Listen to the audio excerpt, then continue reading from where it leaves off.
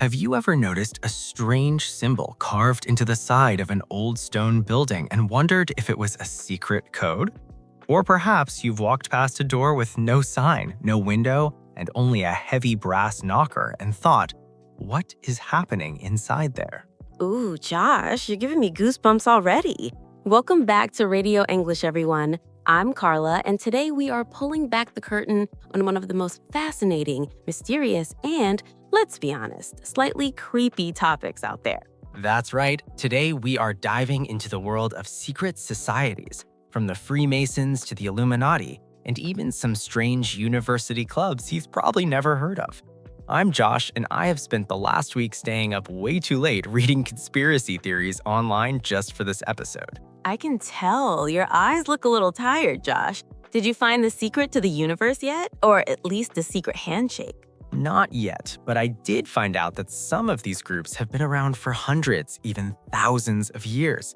They have influenced kings, presidents, and scientists. But the real question for us today is, why do humans love secrets so much? Why do we feel the need to create exclusive groups that keep the rest of the world out? It's a great question, and for our listeners, this is going to be a fantastic episode for your English because we're talking about mystery and history. We're going to use a lot of speculative language, words like could have, might have, allegedly, and rumored to be. These are perfect for your B2 level. Exactly. We're moving beyond just the facts and into the world of possibilities. So grab a cup of coffee or maybe a magnifying glass and settle in. We have 15 minutes of mystery ahead of us. And stick around until the end because we're going to teach you some secret idioms that native speakers use all the time when they want to talk about keeping things under wraps. Segment 1. The Allure of the Unknown. Personal Stories and History. You know, Carla, when I was a kid, I actually tried to start a secret society in my backyard. Did you ever do anything like that? Oh, absolutely. My best friend and I had the Silver Key Club. We were about 9 years old. We had a secret clubhouse, which was really just a large cardboard box behind the garage, and we even made our own invisible ink using lemon juice. Lemon juice, that's a classic. You write the message, it dries clear, and then you have to hold it over a light bulb or a candle to see the words appear, right? Exactly. But the problem was we were so excited about the secret that we ended up telling everyone in the neighborhood. By the end of the week, it wasn't a secret society anymore. It was just a very crowded cardboard box. That's the irony of secret societies, isn't it? As soon as people know they exist, they want to get in. There's this psychological pull. When you tell someone, I have a secret, but I can't tell you, it drives them crazy. It creates a sense of in-groups and out-groups. It really does. And in history, being in the in-group meant you had power. Think about the Freemasons. People see their symbols on the back of the US dollar bill, like that pyramid with the eye at the top. The all-seeing eye, that one causes so many arguments. Some people say it's a Masonic symbol. Others say it's just a symbol of divine providence. But that's the thing about these groups. They use symbols because symbols can be interpreted in so many ways. To a member, a symbol means one thing. To an outsider, it looks like a mystery. I think that's why they appeal to us. It feels like a puzzle. I remember visiting London a few years ago, and I walked past the United Grand Lodge of England. It's this massive, beautiful building, and I just stood there for a few minutes watching people go in and out. They were all wearing suits, carrying these little black briefcases. What do you think was in the briefcases? Secret maps? Ancient scrolls? Honestly, probably just their lunch and some paperwork. But because of the secret reputation, my brain was imagining gold bars and coded letters. That's the power of branding. Secret societies are masters of branding. Okay, let's go deeper. We can't talk about secret societies without mentioning the big one, the Illuminati. Nowadays, people use the word Illuminati for every famous singer or billionaire they don't like. But they were a real group, right? They were founded in 1776 in Bavaria, which is now part of Germany, by a man named Adam Weishaupt. And get this, they weren't actually trying to take over the world in a bad way. They were part of the Enlightenment. They wanted to promote reason and science and reduce the power of the church and the state. So they were like the original nerd club.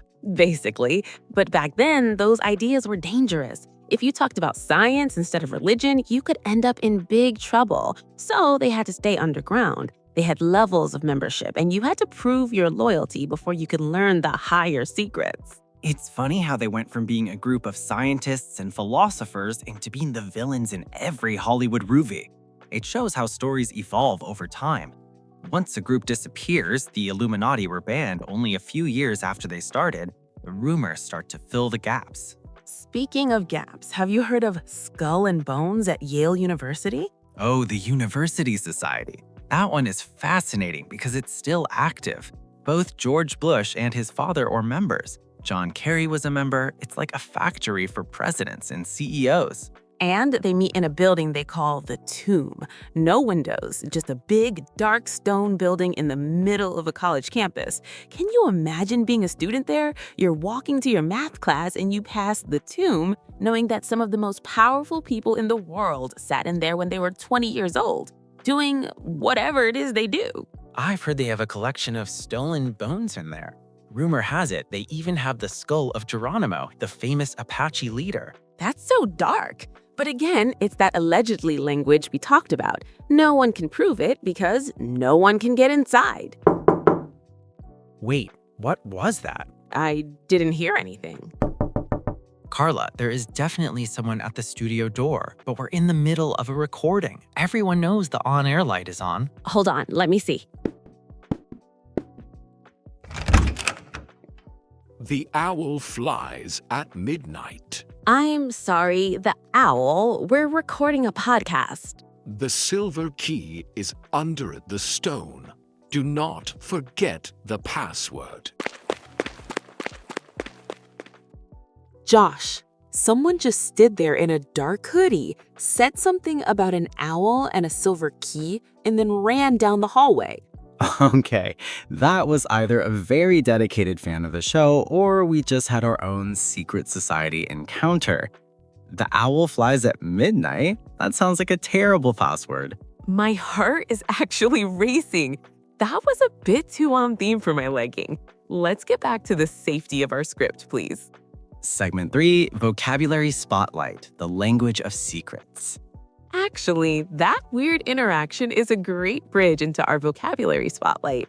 When we talk about secrets, we use some very specific phrasal verbs and idioms. Yes, let's start with the one I just used, to keep something under wraps. To keep something under wraps. This means to keep something secret, especially a new project or a plan. For example, the company is keeping their new smartphone under wraps until the big launch next month. Another good one is to leak. In the world of secret societies, a leak is when secret information is accidentally or intentionally given to the public. You might hear, information about the secret meeting was leaked to the press. And what about to blow the whistle? Oh, that's a strong one. A whistleblower is someone who works inside a group and decides to tell the truth about something bad or illegal happening there. He decided to blow the whistle on the society's illegal activities. We also have to be in the dark. If you are in the dark about something, it means you don't know anything about it. Most people are completely in the dark about what happens inside the tomb at Yale. And my favorite, to spill the beans.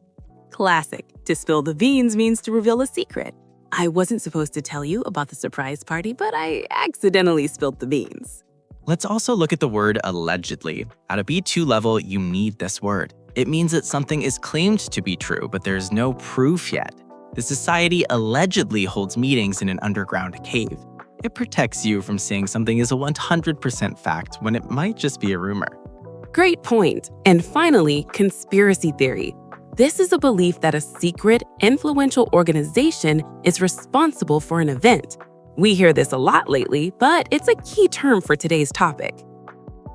So, Josh, in the age of the internet where everyone has a camera in their pocket and everything is on social media, how do these groups stay secret? I think that's the most interesting part. In a way, the internet has made it harder for them to be truly secret, but easier for them to grow. You have digital secret societies now. Have you heard of Cicada 3301? Oh, I've heard that name. It's like an internet mystery, right? Exactly. It started with a series of puzzles posted online. They were incredibly difficult. You needed to know about ancient history, classical music, and high-level computer coding to solve them. The goal was to find highly intelligent individuals. No one knows who was behind it or what the prize was. It was a secret society for the digital age. That sounds like a movie plot, but it shows that the human desire to be part of something exclusive hasn't gone away. If anything, the more public our lives become on Instagram and TikTok, the more some people want to hide away in a private group. It's about identity. Being a member of a secret society gives you a sense of belonging.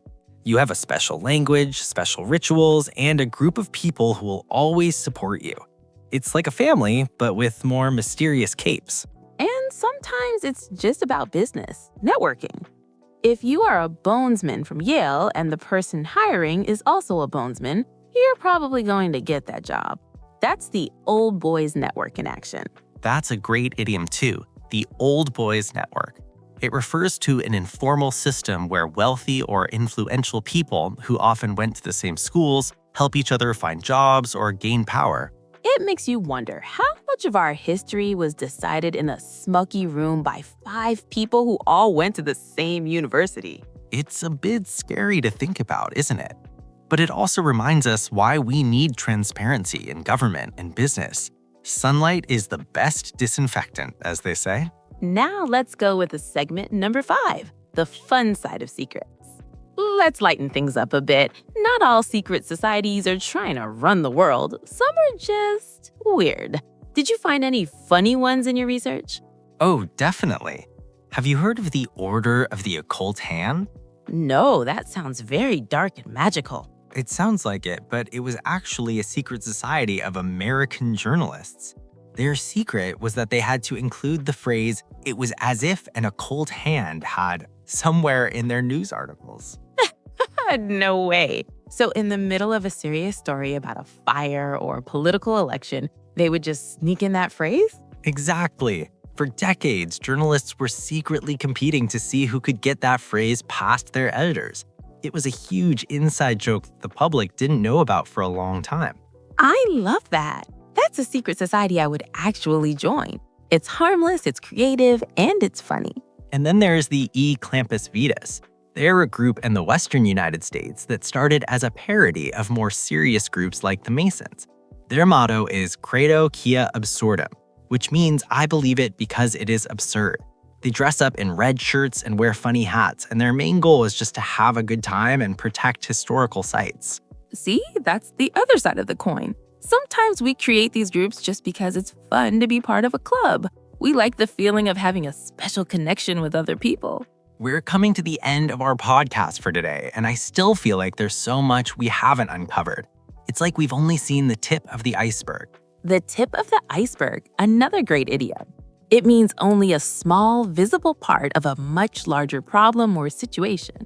Before we go, let's wrap things up with our 5 key learning points from today. Number 1, speculative language. When talking about mysteries, use words like allegedly, rumored to be, and could have.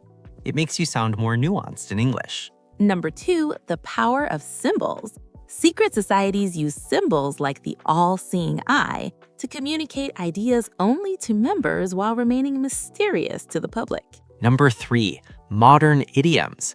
We learned to keep something under wraps, to spill the beans, and to be in the dark. Try using one of these in your next English conversation. Number 4, whistleblowers. We learned that a whistleblower is someone who reveals the secrets of a group, usually to stop something bad from happening. And number 5, human connection. Whether it's for power, science, or just a joke, humans have a natural desire to belong to exclusive groups. And now for your homework. I want you to imagine you are starting your own secret society. What would your secret symbol be? And what is one rule that members must follow? Write it down in English, but don't show it to anyone. Or if you're feeling brave, you can post it in the comments below. I think my rule would be members must always bring snacks to the meeting. I'm in. I'll join that society immediately. Thank you so much for tuning in to Radio English. If you enjoyed this dive into the shadows, please subscribe to our YouTube channel and hit that notification bell. We have new episodes every week covering history, culture, and everything in between. Remember, the best way to improve your English is to stay curious. Keep listening, keep practicing, and we'll see you next time. Unless the owl flies at midnight. Goodbye. Bye.